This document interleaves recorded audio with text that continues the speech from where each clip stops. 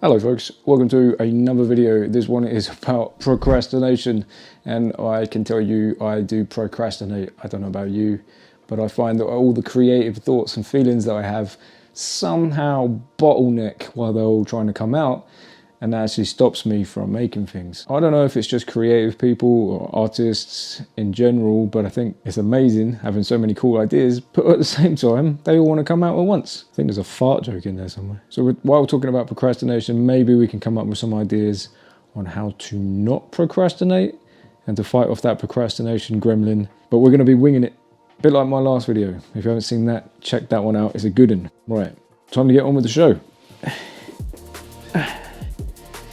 It's harder to get out of the shot than it was to get in it. You know what, I'm just going to go this way. See ya. Now, one tried and tested method, age-old method of getting your ideas out.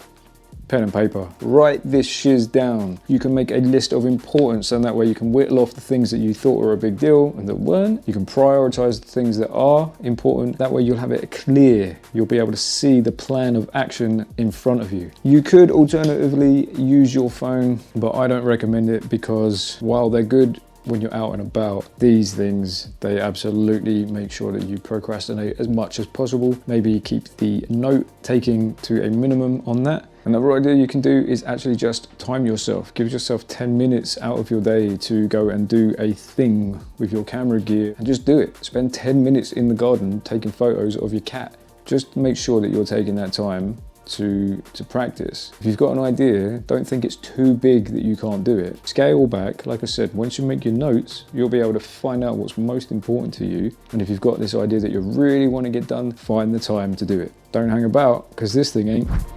Accountability. Now, it's very easy to beat yourself up. When you spend too long not doing the thing that you want to do, you run out of time. The window on that thing shrinks down. And what that does, that stresses you out.